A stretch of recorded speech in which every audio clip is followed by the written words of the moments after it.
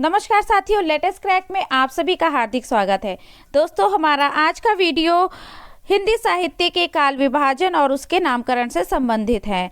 तो इसमें हम जानेंगे कि किस इतिहासकार ने काल विभाजन किस प्रकार किया है और उसका नाम क्या रखा है। तो चलिए दोस्तों, शुरू करते हैं वीडियो को। जॉर्ज ग्रियर्सन का काल विभाजन व नामकरण। देखिए दोस्तों, जो हिंदी साहित्य का जब काल विभाजन हुआ था उस समय सबसे पहले जॉर्ज ग्रियर्सन ने ही काल विभाजन किया था। यद्यपि हिंदी साहित्य के इतिहास लेखन की परंपरा की शुरुआत गार्सा द तासी से होती है, लेकिन काल विभाजन और नामकरण का पहला प्रयास जॉर्ज अब्राहम ग्रियर्सन ने अंग्रेजी भाषा में किया था। जॉर्ज ग्रियर्सन ने अपने साहित्य इतिहास को 11 कालखंडों में विभाजित किया है। देखिए, पहला उन्होंने रखा चारण काल। जब भी हमारे पास जब प्रश्न आता है, जो भी टीजीटी पीजीटी में जो प्रश्न पूछे जाते हैं उसमें जॉर्ज ग्रियर्सन का काल विभाजन पूछा जाता है तो उसमें हम चारण काल ही बताते हैं। तो उस तरह से तो चारण काल ही आंसर उसका होगा, लेकिन उन्होंने 11 तरह से इसका काल विभाजन किया था। दूसरा किया था उन्होंने 15वीं सदी का धार्मिक पुनर्जागरण काल। फिर जायसी की प्रेम कविता। जिस तरह से मतलब समय चलता रहा और जिस प्रकार के मतलब रचनाएं होती रहीं उसी तरह से उन्होंने नामकरण किया। फिर है चौथा जो है वो कृष्ण संप्रदाय, पांचवा मुगल दरबार, फिर छठा है तुलसीदास, फिर प्रेम काव्य, तुलसीदास के अन्य प्रवृत्ति, फिर 18वीं शताब्दी, फिर कंपनी के शासक में हिंदुस्तान, फिर है विक्टोरिया के शासन में हिंदुस्तान। इस प्रकार से इन्होंने 11 तरह से काल विभाजन किया था। चलिए आगे देखते हैं मिश्र बंधु का काल विभाजन और नामकरण। मिश्र बंधु ने अपने संपूर्ण साहित्य को 5 कालखंडों में विभाजित किया है। मिश्र बंधु के साहित्य इतिहास को आचार्य रामचंद्र शुक्ल ने बड़ा भारी कवि वृत्त संग्रह कहा है। इन्होंने अपने साहित्य इतिहास के विभाजन के लिए संवत काल को चुना है। इन्होंने क्या किया, अपने जो इतिहास का जो इन्होंने काल विभाजन किया तो उन्होंने संवत काल को चुना। देखिए, पहला इन्होंने रखा आरंभिक काल। जो आरंभिक काल इन्होंने जो पहला काल का विभाजन किया उसे आरंभिक काल कहा और इसमें उन्होंने 2 पार्ट किए।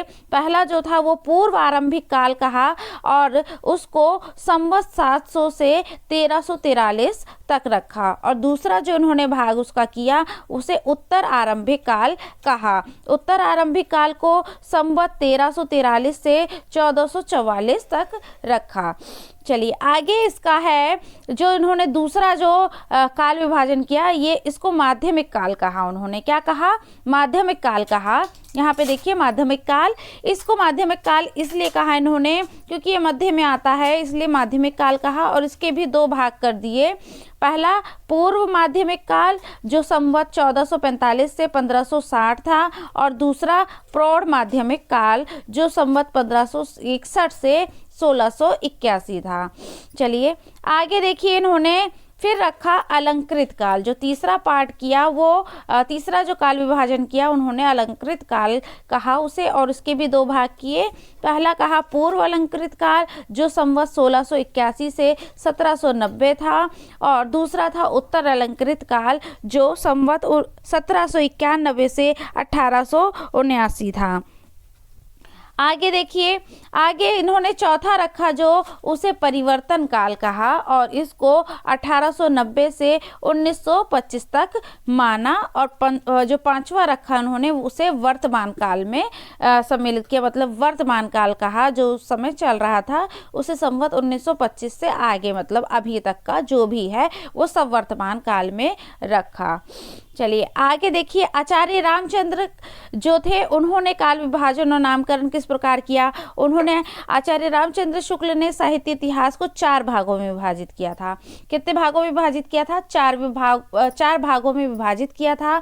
और उन्होंने जो पहला था उसको वीर गाथा काल कहा, इसको संवत 1050 से 1375 रखा, और दूसरा भक्ति काल जो संवत 1375 से 1700 था। जो रामचंद्र शुक्ल जी का जो ये काल विभाजन था ये बहुत ही ज़्यादा इम्पोर्टेंट है। आप सभी लोग इसको नोट जरूर कर लीजिएगा और इसी से बहुत सारे क्वेश्चन बनते हैं। तीसरा इन्होंने रखा रीति काल जो संवत 1700 1900 था। इसमें क्या होता है, कभी कभी तो वो पूछते हैं कि उनका मतलब कौन सा काल रखा उन्होंने, आदिकाल को कौन सा नाम दिया, ये सारे। इसके बाद जो मैं वीडियो लाने वाली हूँ उसमें ये प्रश्न रहेगा कि मतलब जो भी काल थे उनसे संबंधित सारे प्रश्न रहेंगे, उस पर मैं वीडियो बनाऊंगी जिससे आपको ये सारा का सारा टॉपिक है जो क्लियर हो जाए। तो इसमें क्या था, कभी कभी तो वो पूछते हैं कि संवत में पूछते, कभी ईस्वी में पूछते हैं, और कभी वो पूछते हैं रीति काल था वो कहाँ से कहाँ तक कौन से संवत में था। भक्ति काल को पूछ लिया जाता है, उसका संवत बताइए। इस प्रकार से क्वेश्चन आते हैं। चौथा इन्होंने रखा आधुनिक काल, जो संवत 1900 से आगे, मतलब कि अभी तक का जो भी था वो सब आधुनिक काल में आता है। चलिए आगे देखते हैं। आगे था एक बात और मैं आपको बता दूं, जो शुक्ल जी हैं उन्होंने आधुनिक काल को ही गद्य काल कहा था। जो उनका आधुनिक काल था वही गद्य काल कहलाया था, और इसे दो भागों में विभक्त किया था, गद्य खंड और काव्य खंड। ठीक है, एक था गद्य खंड और एक था काव्य खंड। शुक्ल जी ने काव्य खंड को पुरानी काव्य धारा और नई काव्य धारा नाम से विभाजित किया है, और शुक्ल जी ने आधुनिक काल के 3 उत्थानों की भी चर्चा की है जो निम्नवत हैं। देखिए, उन्होंने प्रथम उत्थान जो था उसे संवत 1925 से 1950 रखा, और द्वितीय उत्थान जो था वो संवत 1950 से 1975 रखा, और तृतीय उत्थान संवत 1975 से आगे तक का। चलिए आगे देखते हैं। हजारी प्रसाद द्विवेदी जी का काल विभाजन और नामकरण। हजारी प्रसाद द्विवेदी जी ने अपने साहित्य इतिहास के नामकरण व काल विभाजन का आधार संवत के स्थान पर पूरी सदी को माना है। उन्होंने सदी को माना है। चलिए देखते हैं। देखिए सन 1000 से जो 14 ईस्वी था वो उन्होंने क्या रखा, उन्होंने उसे आदिकाल कहा। दोस्तों यहाँ पे आदिकाल छूट गया है, उन्होंने उसे आदिकाल कहा था। ठीक है, आदिकाल कहा था, उन्होंने आदिकाल कहा था उसको, और उसका जो सन था वो था 1000 से 1400 ईस्वी तक। फिर दूसरा उन्होंने भक्ति काल कहा, भक्ति काल 1400 से 1700 ईस्वी तक माना, और तीसरा रीति काल जिसे सन 1700 से 1900 ईस्वी तक माना, और चौथा जो था आधुनिक काल उसे 1900 से आगे माना। चलिए आगे देखते हैं। डॉक्टर रामकुमार वर्मा का काल विभाजन व नामकरण। जो डॉक्टर रामकुमार वर्मा थे उन्होंने पांच कालों में विभक्त किया था।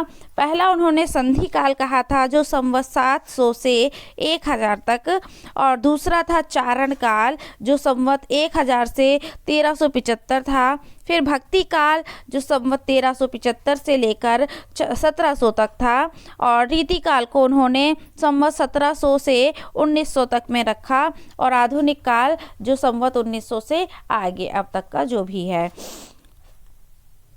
चलिए आगे देखते हैं। श्याम सुंदर दास जो थे उनका काल विभाजन व नामकरण। इन्होंने 4 काल जो युग थे उसको 4 युगों में बांटा था। जैसे पहला जो उन्होंने रखा था उसे रखा था वीर गाथा युग जो संवत 1050 से 1400 तक था।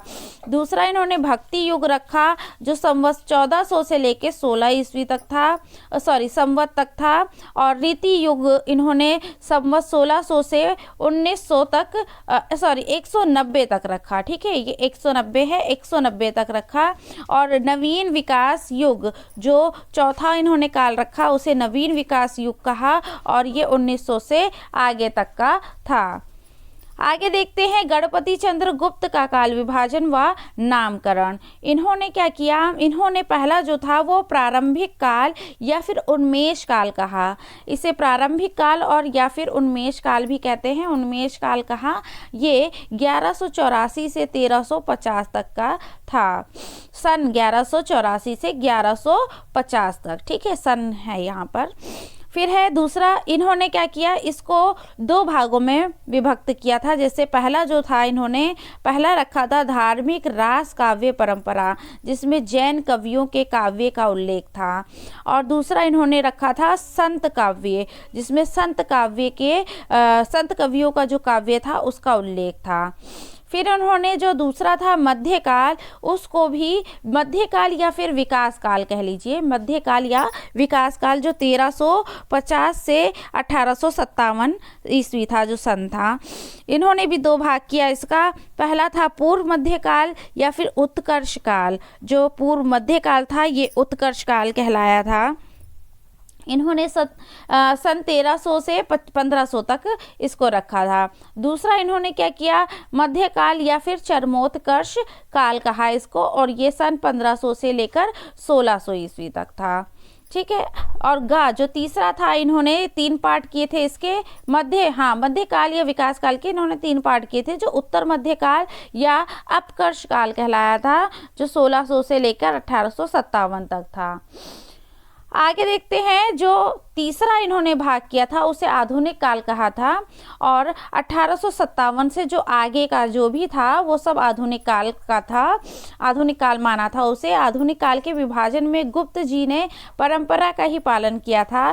पहला जो था भारतेंदु युग 1857 से 1900 रखा इन्होंने, और दूसरा था द्विवेदी युग। आप सभी जानते हैं, पहले भारतेंदु जी का आया था, फिर द्विवेदी जी, फिर छायावाद आया, तो छायावाद युग रखा इन्होंने 1920 से लेकर 1937 तक। फिर प्रगतिवाद युग आया उन्होंने 1937 से 1945 तक का। फिर प्रयोगवाद युग आया, ये 1945 से 1965 तक। प्रश्न बनता है, जो प्रयोगवाद युग पूछा जाता है कि कब से कब तक था, या फिर प्रगतिवाद का, छायावाद का। उसी तरह से द्विवेदी और भारतेंदु युग का भी पूछा जाता है कि किस सन से किस सन तक था। चलिए आगे देख लेते हैं, राम खेलावन पांडे का काल विभाजन व नामकरण। इन्होंने क्या किया, इन्होंने 6 चरणों में, मतलब 6 कालों में इसको विभाजित किया था। जो पहला था वो कहलाया संक्रमण काल या फिर परिवर्तन काल, और ये था 1000 से 1400 ईस्वी तक। दूसरा इन्होंने संयोजन काल कहलाया, संयोजन काल रखा नाम, और ये 1401 से लेकर 1600 ईस्वी तक था। तीसरा संवर्धन काल, इसको 1601 से 1800 ईस्वी तक माना। फिर संचयन काल रखा उसका नाम, और 1801 से लेकर 1900 तक रखा। फिर संबोधित काल, जो 5वां काल इन्होंने पाठ किया था वो संबोधित काल था, जो 1901 से लेकर 1947 तक था। और छठा जो किया था वो संचरण काल कहलाया, और 1947 से लेकर अब तक का, आगे तक का सभी उसमें आ जाता है। चलिए आगे देखते हैं, राम स्वरूप चतुर्वेदी का काल विभाजन। इन्होंने क्या किया था, इन्होंने 4 भाग किए थे, और 4 भागों में इन्होंने पहला जो था वीर गाथा काल कहलाया था, वीर गाथा काल, और दूसरा भक्ति काल था, तीसरा रीति काल, और चौथा इन्होंने गद्य काल नाम से उसका विभाजन किया था। जो वीर गाथा काल था वो 1000 से लेकर 1350 ईस्वी तक था, और दूसरा जो किया था इन्होंने 1350 से 1650 ईस्वी तक, और रीति काल 1650 से 1850, और गद्य काल इन्होंने रखा 1850 से आगे तक का। तो दोस्तों हमारा आज का वीडियो यहीं तक था, और अब मिलेंगे हम आपको अगले वीडियो में। जैसा कि मैंने आपको बताया है कि जो काल विभाजन हुआ है और जो नामकरण जो इन्होंने किया है, उसी से रिलेटेड मैं आपके लिए प्रश्न लेकर आऊँगी। बहुत सारे प्रश्न होंगे जिससे आपके सारे डाउट्स हैं वो जो क्लियर हो जाएंगे। तो दोस्तों मिलते हैं अगले वीडियो में, तब तक के लिए आपको अगर मेरा वीडियो पसंद आया हो तो प्लीज़ उसको लाइक कर दीजिएगा और सब्सक्राइब कर लीजिएगा, तथा जो नोटिफिकेशन का जो बेल बटन है उसको ज़रूर प्रेस कर लीजिएगा, ताकि मेरा अगला वीडियो आपको समय से मिल सके। तो चलिए दोस्तों, तब तक के लिए नमस्कार।